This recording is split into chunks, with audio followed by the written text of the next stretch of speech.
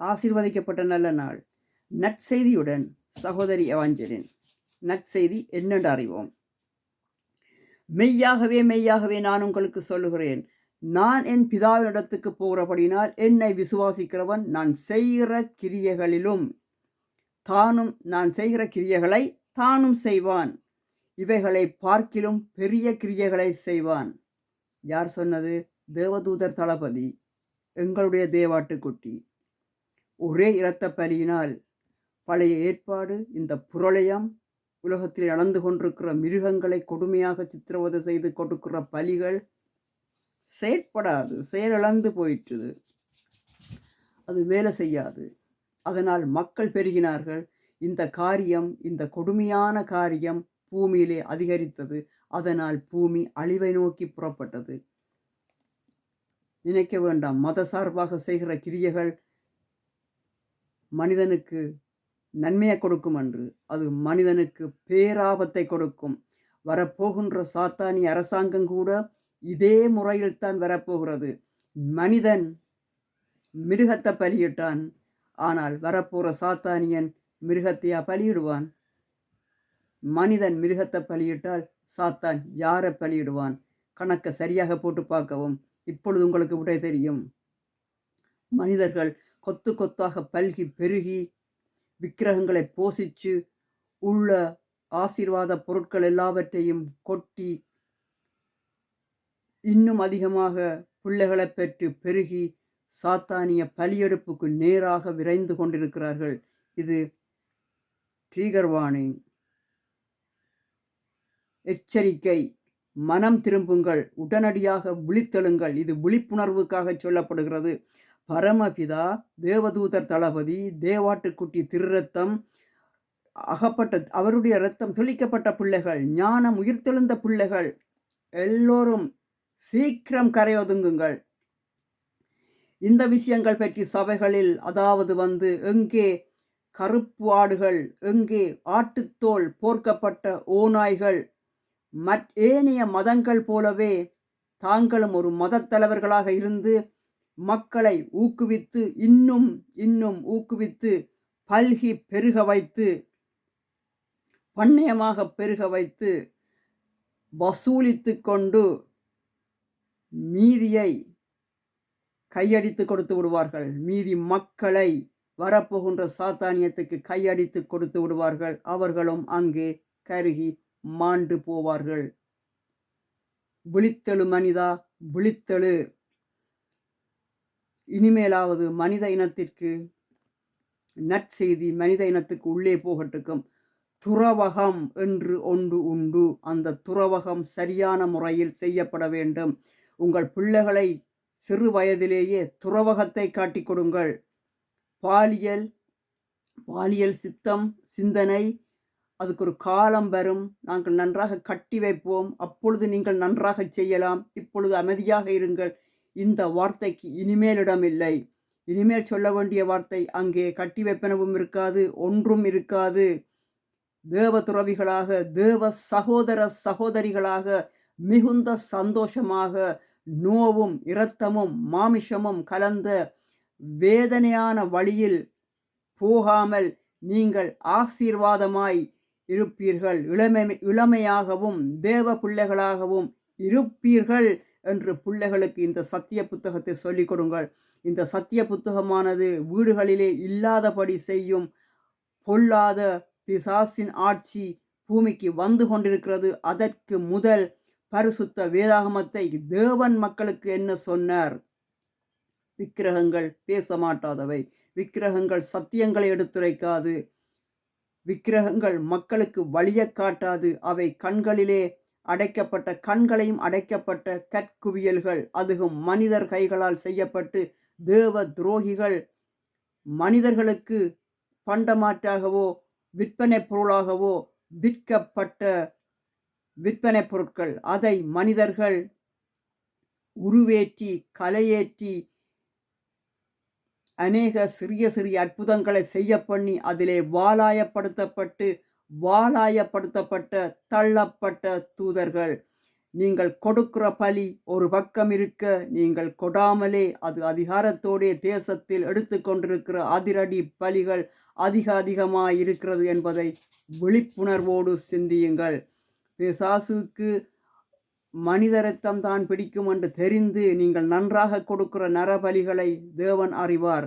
தேவனுக்கு விரோதமான காரியங்கள் மனிதனை பாதாளத்தில் தள்ளும். கருமாக்களை பூமியில் அதிகரிக்கும். எத்தனை நரபலிகள், எத்தனை குழந்தை பலிகள்.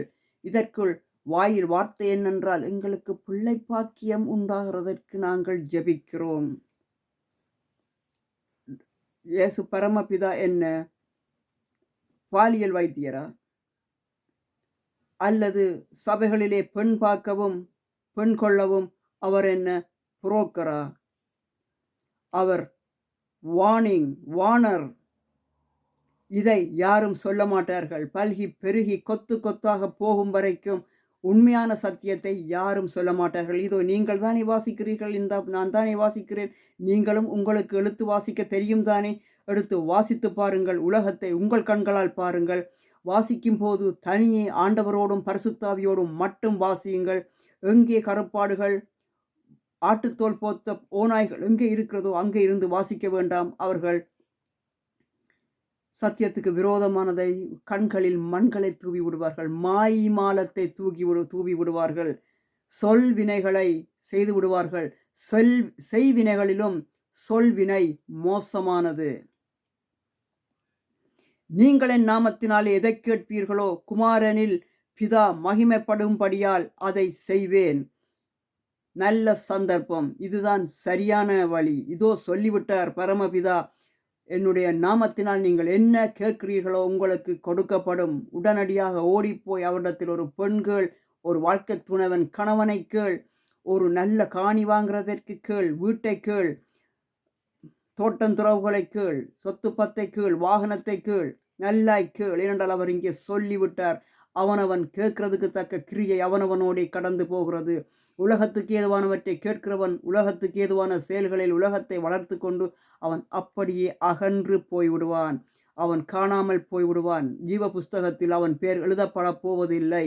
ஏனென்றால் அவன் இயேசு கிறிஸ்துவோடு என் சிலுவையை சுமந்து கொண்டு என் பின்பாக வாருங்கள் என்று சொன்ன வார்த்தையின் பிரகாரம் அல்ல, அவன் அவருடைய நாமத்தினாலே உலகத்தை வளர்த்தவன். அதுதான் அவர் சொல்கிறார், என்னுடைய நாமத்தினாலே பிசாசுகளை துரத்தினோம், உங்களுடைய நாமத்தினாலே நோய்களை குணப்படுத்தினோம், வீடு வாசல்களை கட்டினோம் என்று கிறிஸ்துவுக்கு முன்பாக போகும்போது பரிசுத்த ஆவியானவர் அவர்களை அறியவில்லை என்று சொல்லுவார். ஏனென்றால் பரிசுத்த ஆவிக்கு முன்பாக அங்கே அடையாளம் இல்லை. அவர்கள் உலகவாசிகள்.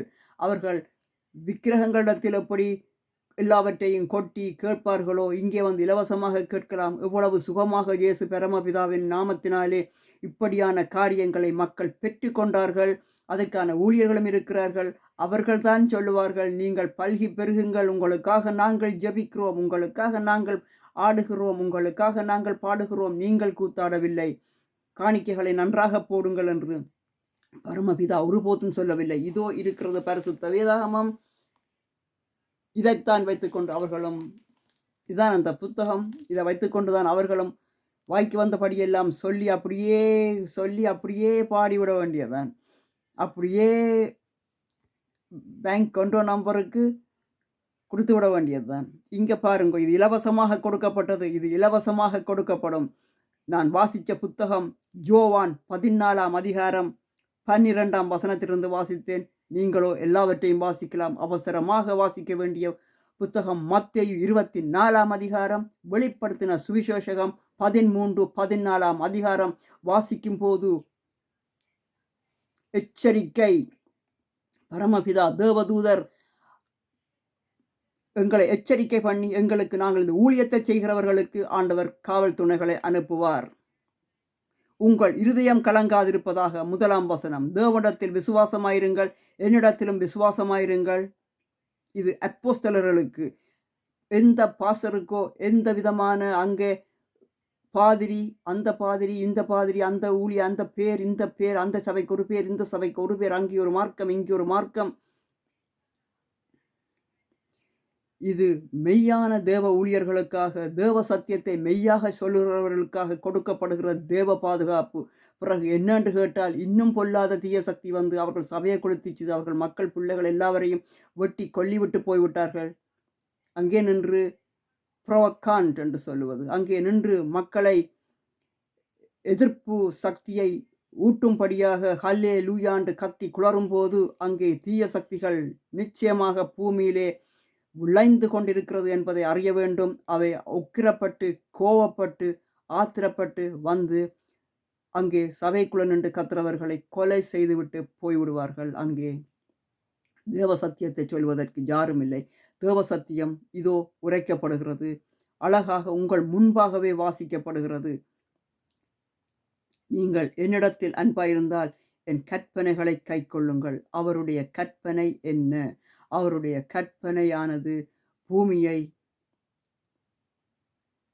நேர் நடத்தி விடுவது. பூமி மக்களை, தன் பிள்ளைகளை வரப்போகின்ற பிசாசின் அதிகார ஆட்சியிலிருந்து பிள்ளைகளை அதற்குள்ளே போக விடாமல் காப்பாற்றுவதற்கு. அதற்கு ஒரே வழி தவம். தவம் தவம் செய்தல், துறவகம். மகிழ்ச்சிகரமான சந்தோஷமான துறவகத்தை உங்கள் பிள்ளைகளுக்கு இன்றே காட்டிக் கொடுங்கள்.